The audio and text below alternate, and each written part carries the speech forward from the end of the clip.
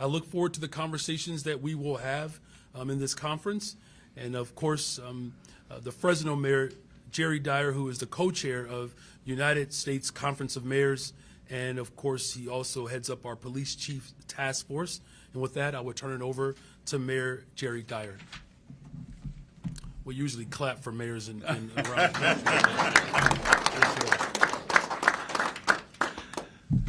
Thank you, Mayor. I appreciate that introduction. And before I make my comments, what I thought I'd do, even though there's a lot of them here, that I would have each of our mayors introduce themselves and what city they represent, and also to identify their police chief with them if, in fact, they brought them. So we'll start over here to the far left with any mayor that wants to start.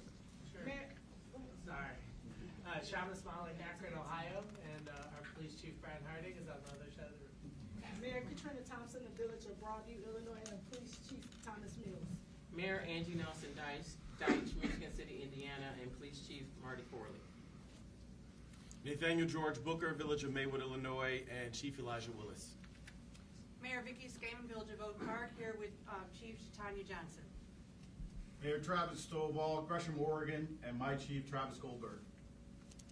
Mayor Stephen Reed, Montgomery, Alabama. My chief, Jim Grayboys from Montgomery.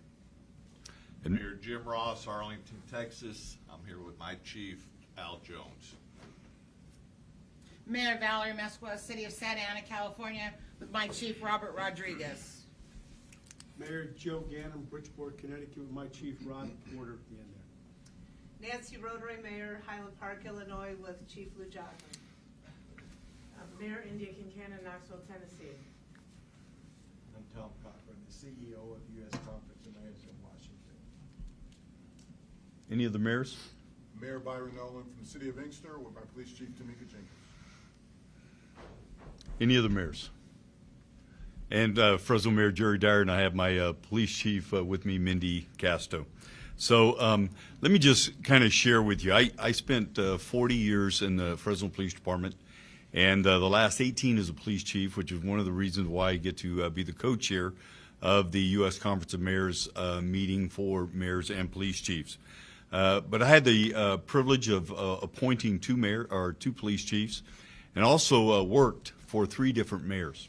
So, if anyone, I understand the importance of the relationship between mayors and police chiefs, which is all the more reason why we have these types of gatherings, so that police chiefs and mayors, quite frankly, can be on the same page when it comes to policing strategies, understanding best practices that are occurring across the country, and making sure that they agree on whatever policing strategies that they have. The truth is, mayors have a lot of responsibility. We're responsible for making sure our streets are paved, our signal lights are working, that we're in charge of our airports and other transportation. But I will say this, that the most important thing that we do as mayors, and we all agree upon this, is that we keep our community safe. Because public safety is the foundation of local government. And so we take that obligation very, very seriously. And what we find is that cities across the country, they may be of different populations, they may be of different political views, but the truth is they all face similar issues when it comes to crime and quality of life issues within their individual communities. And so that's why we're here today talking about some of those issues that are very common to each and every one of our cities. We just finished an important session on reducing gun violence and some of the strategies that cities like Chicago have taken to reduce gun violence. I know in Fresno we've had considerable success reducing gun violence, 60% reduction in homicides since 2021, a 70% reduction in shootings since 2021. And as I look back at some of the strategies are very common with many of the other cities and police departments that have taken on. Organized retail theft, something very, very important to all of us. We're seeing that across the country, the use of technology, policing protest in our communities. And the other area that we know is just as of this morning, hearing about some of the issues with policing and immigration. We have to make sure that we are consistent in how we view those things. So it is an honor to be able to be here representing U.S. Conference of Mayors, to be able to assemble this fine group of mayors and police chiefs, and look forward to any questions you might have shortly. But it is my opportunity now to be able to introduce the police chief or superintendent, whatever you want to call him, but that is Superintendent Larry Snelling, Chicago Police Department. Larry. First of all, thank you to Mayor Dyer. Thank you to Mayor Brandon Johnson for making sure he invited me here. First off, before I get started on anything, today and tomorrow we'll be laying to rest a first responder, Captain David Meyer, who lost his life tragically a few days ago. So we'll be at the wake tonight and tomorrow at the funeral. So please keep his family in your prayers. First of all, good morning. Good morning. And what I want to say is thank you for being here. The experience that we've had so far this morning has been great. You know, just a collaboration, ideas, talking, communicating with each other. This is extremely important because, as you've already heard, that, you know, across the country, we hear about issues from one city to the next city. We find out that some of our issues may be different, but we're all dealing with some of the exact same problems. And communicating, collaborating in this way is going to help us all. I mean, this morning, I picked up some things from some people. If you look back at the DNC, the reason that the DNC went so well was because of collaboration. It was because of connections to our local federal partners. It was communication with our communities, with our businesses. Having everybody involved was the key. And until we start to collaborate, everything breaks down. Within the Chicago Police Department, all of our bureaus are working collaboratively across the board. So starting with our Bureau of Patrol, our Bureau of Detectives, and our Bureau of Counterterrorism, along with our Bureau of Constitutional Policing, working together with all of these bureaus allows us to utilize resources from each bureau to attack one particular issue. Issues that have plagued us: gun violence, robberies, vehicular hijackings, all of those things that we've seen a major decrease in over the years. And this year alone, violent crimes as a whole, we're down 22%. We're down 23% in homicides. Shootings are down 31%. Our shooting victims are down 32%. And for Chicago, that means 214 less people shot this year in the first quarter than last year, comparatively. Our robberies are down 37%. This is a direct result of our robbery task force, our vehicular hijacking task force, utilizing air support to help us with these particular incidents. Our connections and our partnership with the state's attorney's office to make sure that we keep repeat offenders where they're supposed to be, in jail. We cannot do this alone. We've talked about this before. I've said it a million times. We cannot lock everybody up and police our way out of this. If we're going to get to the bottom of crime in this city and public safety, we're going to have to make sure that everyone is involved and there's accountability across the board. I can tell you this right now. We are a department in reform. Some of the things that we're going to talk about today, or later on today, has to do with reform. I'm standing here with Chief Commissioner Ramsey, who has seen his share of consent decrees. If there's anybody that I will ever reach out to, and I already have, for information, anything that would be helpful, that's going to be Chief Ramsey. He started in this department when I was a young officer. I looked up to him, and he does a great job of making sure that he reaches out to every department that he can, and I know he gets it. He really does. He understands. This is a heavy job. It's a heavy lift for our officers. It's a heavy lift for our mayors to run cities with different voices, people wanting different things. We can sit down, have a conversation with each other, educate each other. And when we do that, we're better for it. This is what's going to help us create better relationships across the board, and it's going to help us get to the bottom of public safety. So thank you, everyone, for being here. I'd like to thank all of the mayors and all of the chiefs for being here, because this is not an easy job, but I appreciate the collaboration. I appreciate the work, and I appreciate the greatest city in the world hosting this right now. I'm sure some of them would disagree, but this is the most beautiful city in the world. So thank you for that. And with that, I'm going to turn it back over to Mayor Brandon Johnson.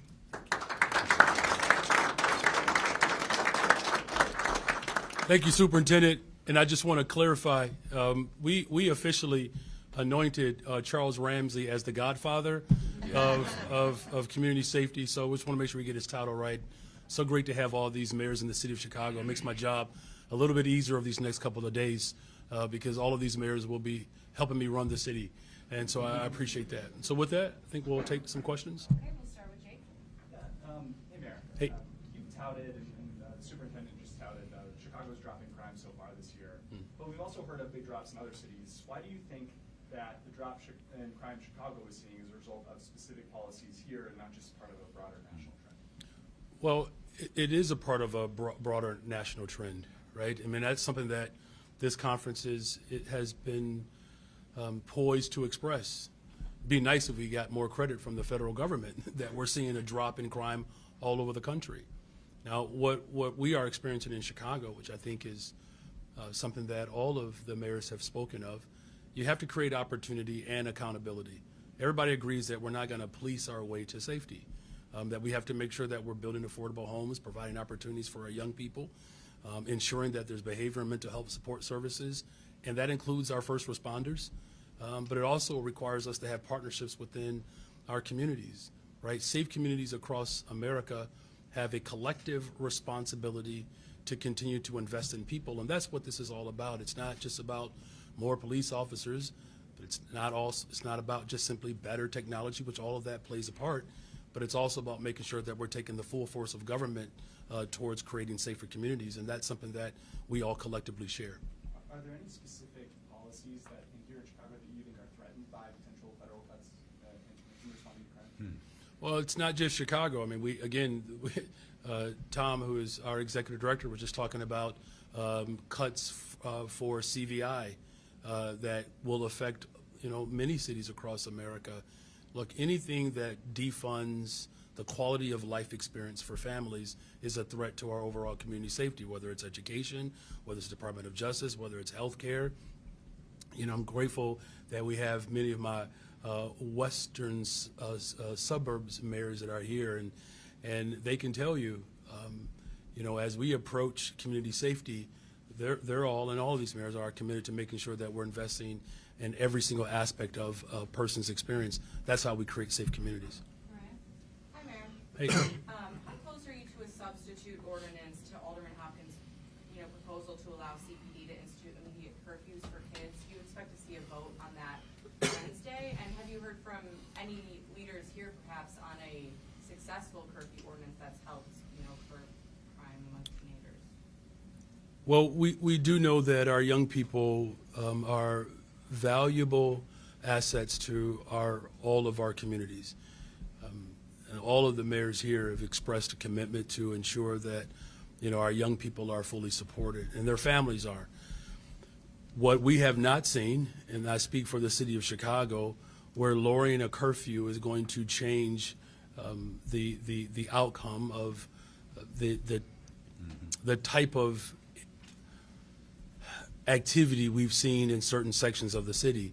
I can speak from a very personal level. This is not something that is unique to Streeterville or downtown.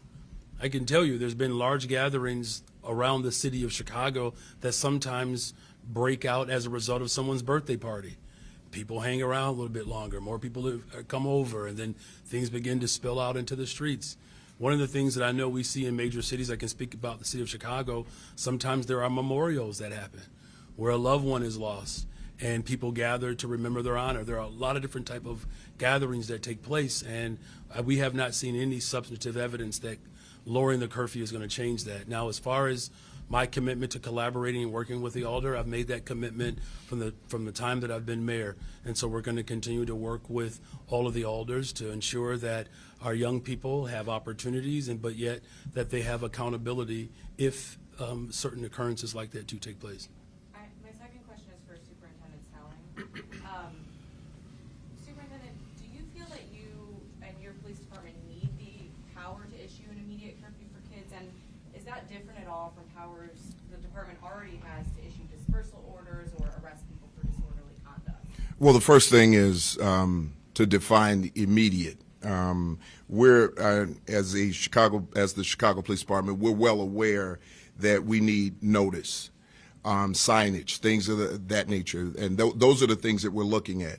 So we don't want to put a parent in a position where they take their kids to a particular location, maybe to a movie, and when that movie lets out, there's a curfew that has been imposed. We're looking to do that based on intel and things that we think are going to happen or things that we know could happen. What we want to do is prevent violence. We want to prevent young teens who are coming down to wreak havoc on the city to not form up. So if we have the information ahead of time, that's going to help us prevent anything from happening. As you know, if we wait for it to happen, there's a possibility that it could end in violence. And that's what we're trying to avoid. What we want to do here is make sure that we keep everyone in the city safe, because public safety is number one. And we don't want anyone showing up because we've had a couple of incidents that have ended in shootings. We want to stop that. And the Chicago Police Department and our police officers are dedicated to keeping everyone safe in this city. And if that means that this would be a tool that could help us get there, then I will utilize that tool. But we would do it constitutionally. Also for Superintendent, probably, it's been exactly a year since you announced the robbery task force. We've seen about a 30% decline, as you noted. What specific work has that task force been doing on the street, and do you believe that that work has directly led to this decrease? Absolutely. So there was a question that was asked earlier, like, you know, crime is down across the country. That's true. But each place is unique. And as you know, Chicago is a very unique place.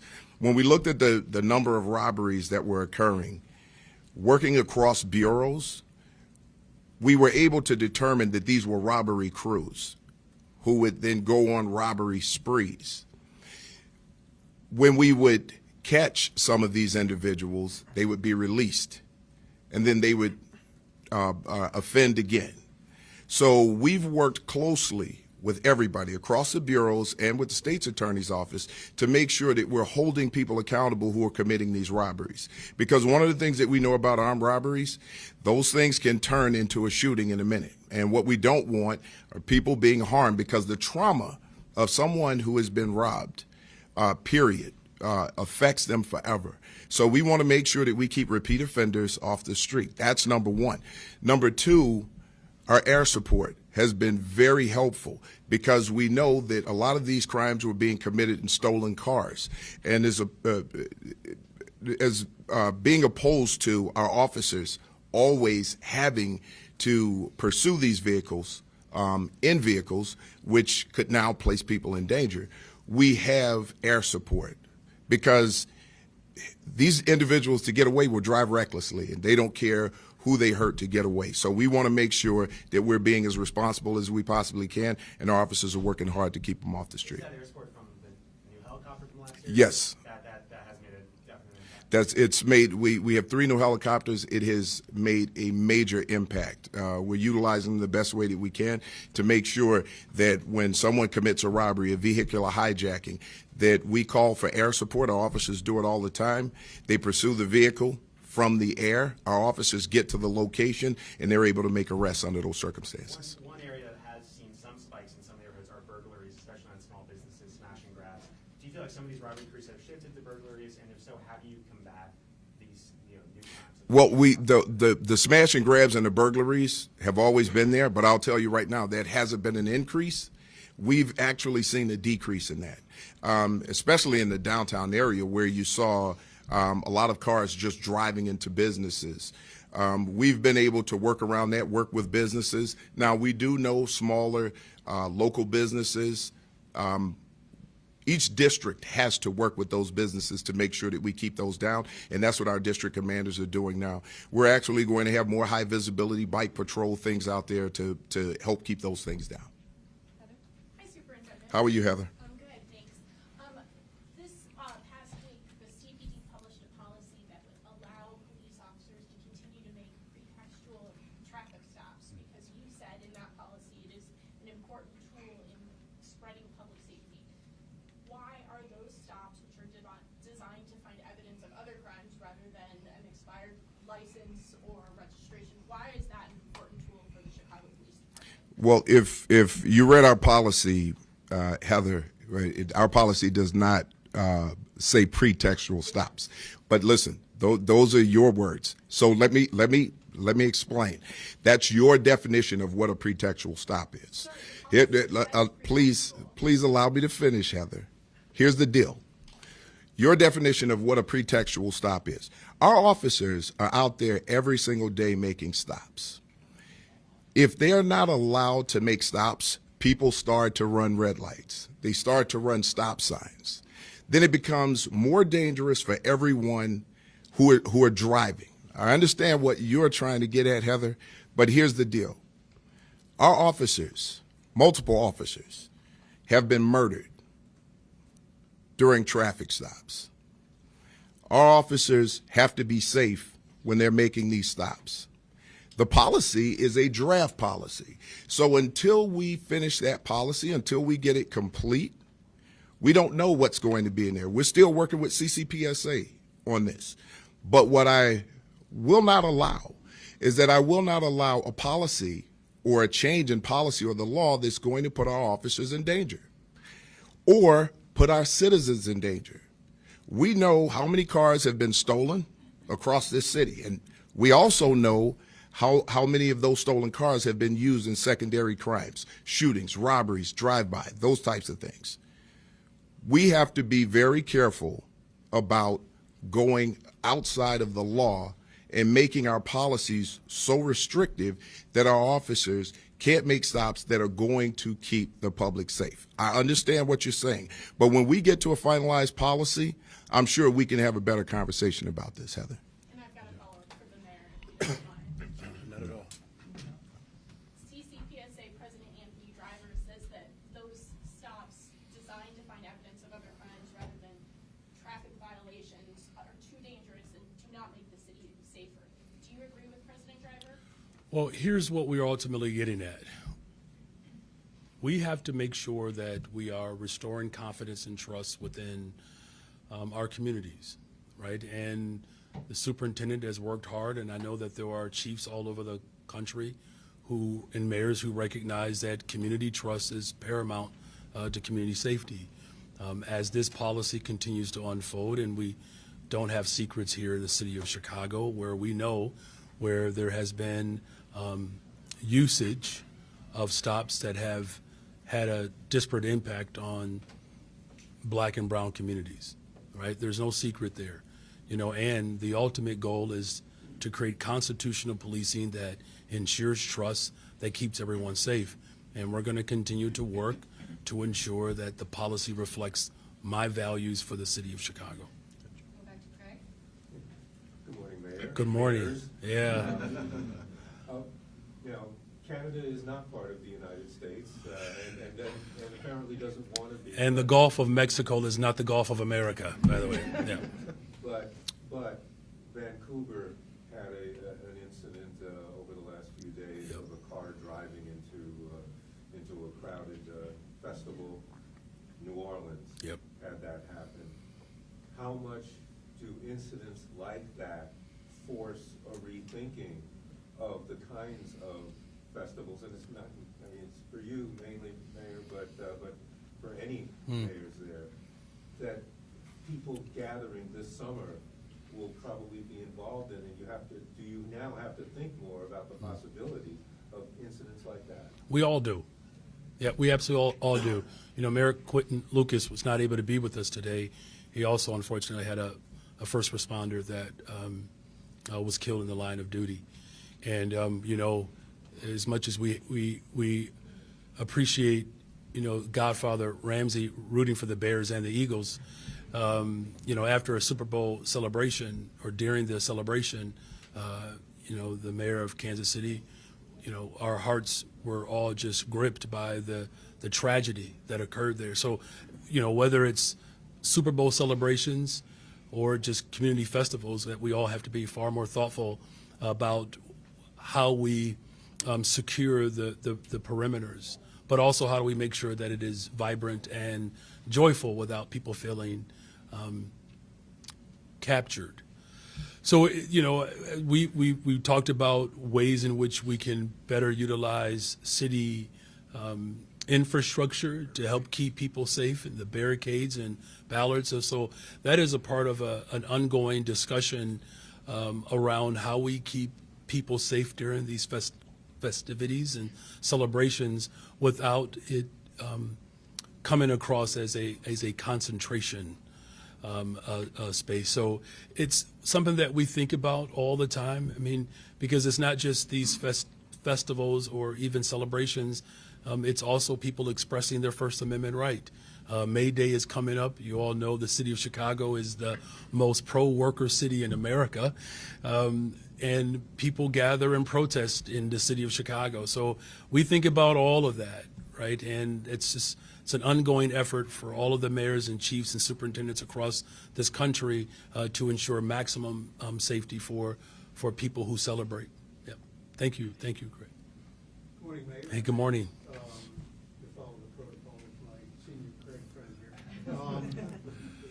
Mayor, we're hearing this morning that the White House telling us that the president is expected to sign a couple more executive orders. One that would strengthen law enforcement. And I don't have a whole lot of details, so I'm telling you what I know. But strengthen law enforcement, pursue criminals, and then publish a list of state and local jurisdictions that obstruct immigration laws. Seems like just following up on the lawsuit. What are your concerns about what this could actually mean for Chicago, and is anything policy-wise going to change with stepped up efforts by the government? Well, look, let me start off with some wishful thinking and being hopeful that every single mayor across this country, we need our federal government to invest in our cities. I think there's a broad agreement around that, and this is a nonpartisan group that recognizes that our cities, cities build continents, right? We are the driving force of government. And what, you know, and I don't have all the details either around these executive orders. What I will just emphasize is that immigration policy is a federal responsibility. Like, there are enough responsibilities that mayors have. Same thing with our police departments. There's enough responsibilities that they have. We're here gathering as a conference to come up with solutions of how we can collaborate that alleviate some of the pressure and tension that mayors and chiefs and superintendents have.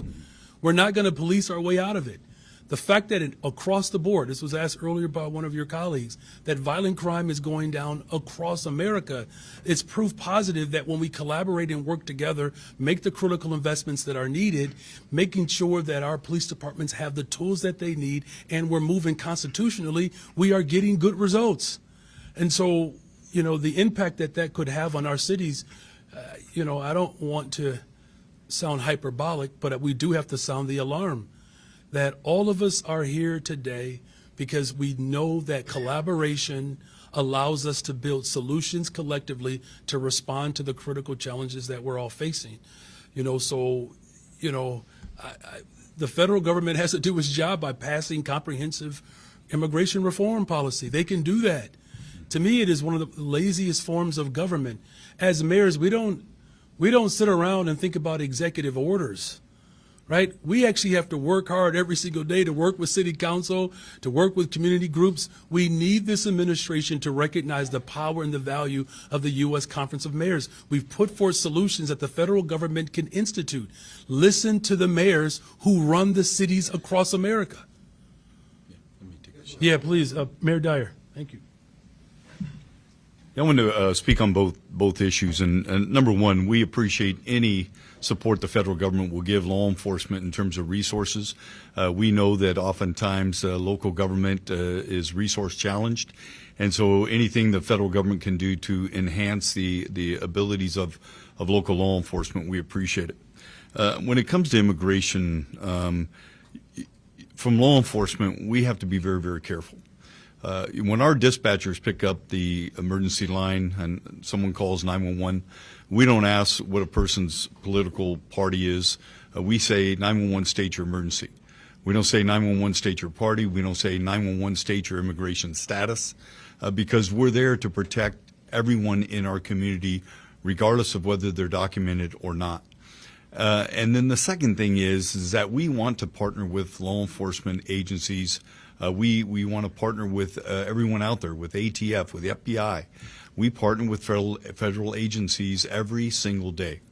The concern is that if there's going to be any language that takes away funding from local law enforcement or local government, that's going to be a challenge for us based on that jurisdiction being identified as a sanctuary city when that city may not feel it's a sanctuary city.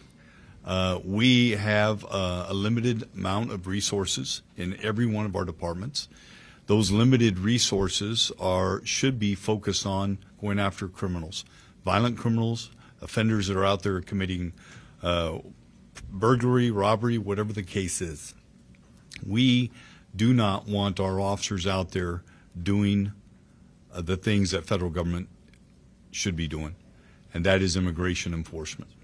And the reality is what we do in local law enforcement, local government, relies on trust, community trust. If our community doesn't trust us, they're not going to call us to report crimes.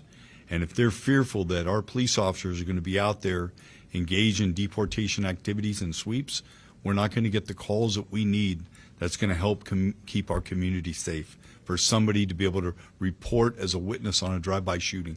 That's what this is all about. Capacity. Do we have the resources to go out and do the job of a federal entity?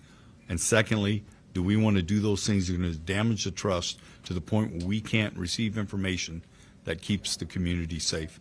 And that's really what this boils down to.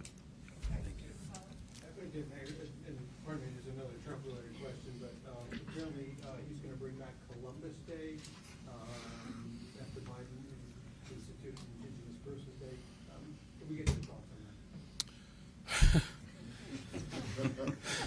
that? That's why you're the mayor. Yeah, well.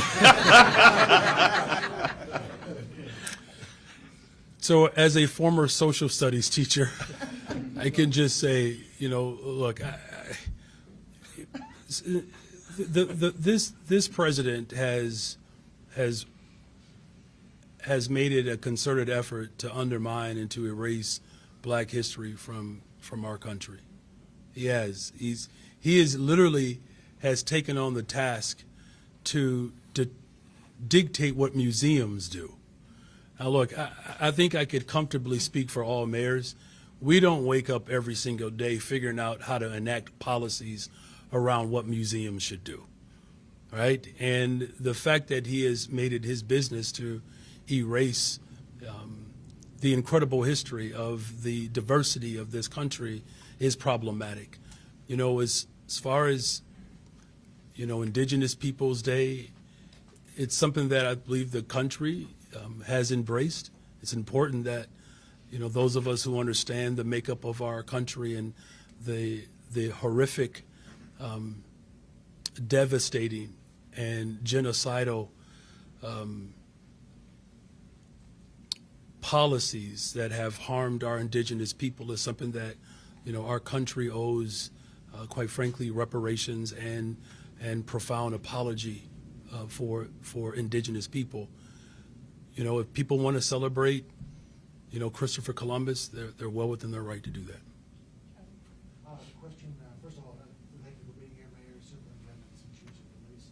And for Superintendent Snelling, what's been your experience so far in the first 100 days of the Trump administration dealing with ICE, dealing with immigration, and that interface between local police and the federal?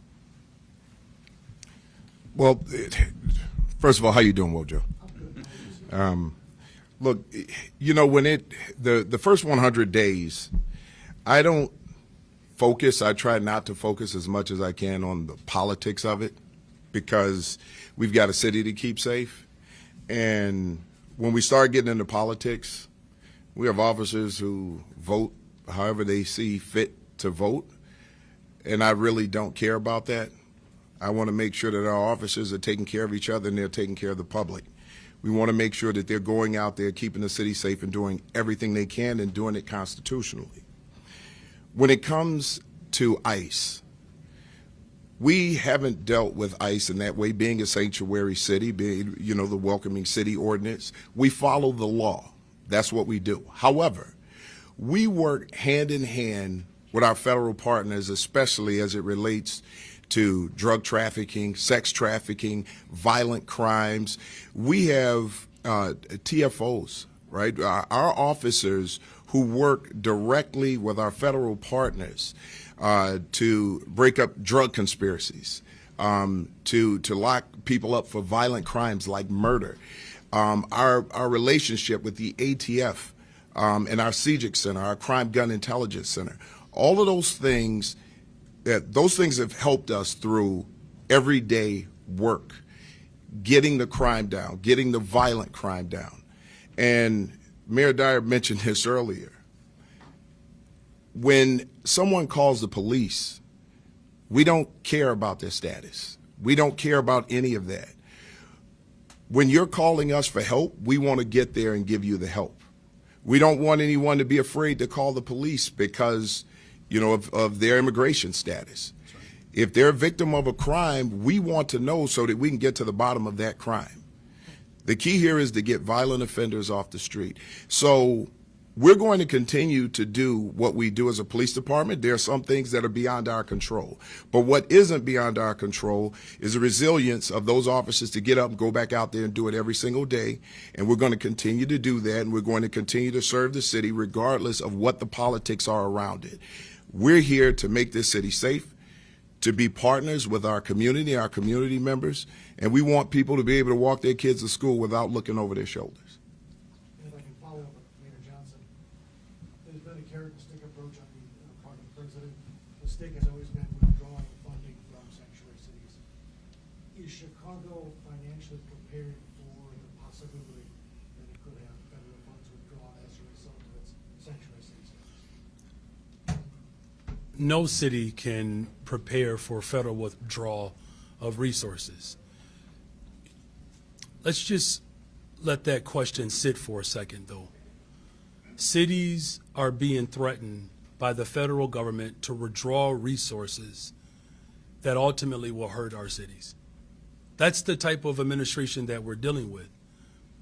Now, you all in Chicago know that I've said repeatedly, there are those in power at the federal level that have refused to accept the results of the Civil War. They have. And they're working to relitigate it. And they're attacking cities. Now, you've heard from police chiefs, Superintendent Snelling, mayors, who approach community safety not on a partisan basis. So what are we going to start doing?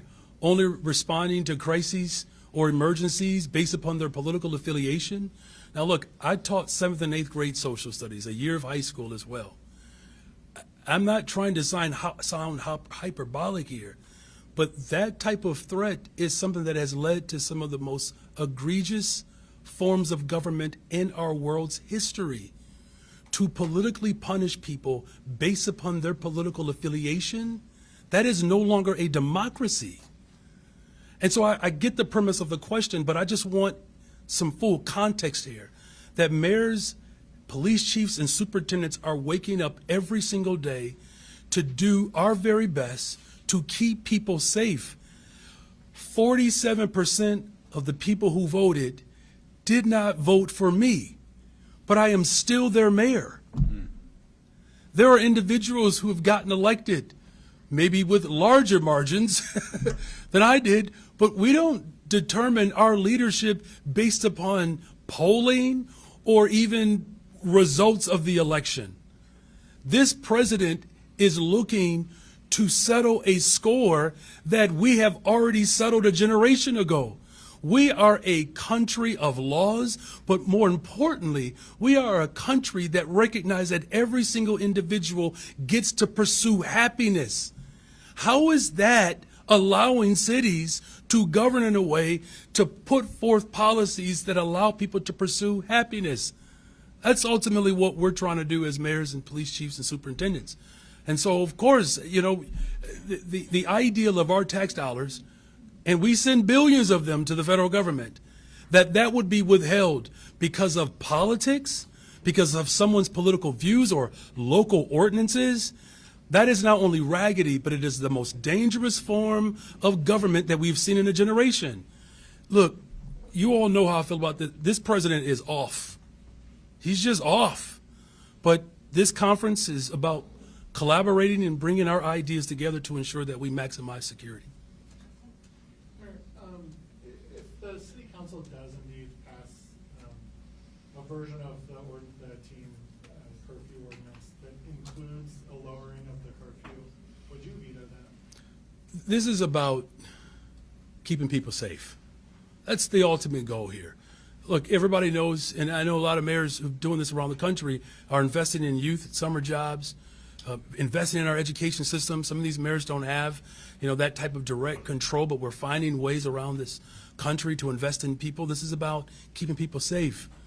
But it's also about making sure that we are policing constitutionally, right? Remember, the initial proposal was to insert a curfew in one segment of the city. Now, look, that is irresponsible. I don't even know if it's constitutionally permissive. Right? So this is about keeping people safe. I've brought people together to come up with a plan that ensures maximum safety, and you know we'll see what that product ultimately lends itself to be. And that's what I'm getting at. You haven't always been aligned with the city council on police and public safety issues, right? What do you mean by that? I'm thinking of the ShotSpotter vote. That was really about the ShotSpotter. Really was about what the people of Chicago voted for. I ran on eliminating something that didn't work. But I'm saying the city council did approve that ordinance. Approve what ordinance? Approve what ordinance? Approve what ordinance? For ShotSpotter? No, there was no ordinance for ShotSpotter. They don't have the ability to control that. That's why it's not with us anymore. Superintendent Snelling Which was illegal as well, right? But I'm getting at, they passed an ordinance. They didn't pass an ordinance, right? Because technically it wasn't legal. Right, so they can't give authority to someone that I have the authority to do.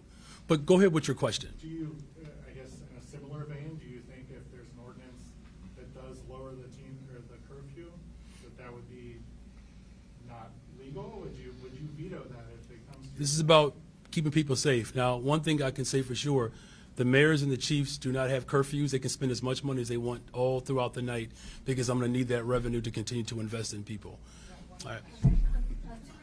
I was told by the alder who was presenting a sort of a modified version of the curfew ordinance that was done in conjunction with talks with your department, and that he didn't want to propose anything that wouldn't be helping CPD do its job better. Do you believe that proposal that would allow sort of snap curfews to be initiated by someone from your department, would that be helpful? So here, the first part of your question, yes, we have had these conversations because they're important. And it's important to educate everyone around the laws and the way that we police constitutionally, right? What I didn't want to do is have a situation where there's one particular part of the city where a curfew can be imposed and not everywhere else in the city, because there are other places in the city that have seen those types of similar gatherings. It just doesn't get as much media attention as the particular area where it happened last. using it as a deterrent and not using it to lock people up is going to be the most effective thing. That's the key. The key is if we have intel, and here's how we deal with these types of gatherings. When we get intel, when we get information that these things are going to happen, there are flyers that go out, and some of these things, have violence associated with it. So we know that the people who are following those flyers showing up there, they're going down there to perform some of the things that are being requested on this flyer. When that happens, we want to make sure that we have tools in place to prevent it from happening. That's it in a nutshell. What we don't want are people, and especially our youth, who are down there just trying to have a good time, getting caught up in the shuffle. So those are the things that we want to avoid. So we will be very careful, regardless to what happens. We're going to continue to show up at these locations to prevent them from happening, because it's for the safety of everyone, our citizens who are walking, our residents, and the kids who actually show up. We know that fights break out. There's a lot of violence associated with it. So we want to make sure that we have tools in place to prevent these things from happening. But we will do this constitutionally. Would that proposal be a tool for you? Do you see it as a tool? It depends. Once we see the finished product, it could be.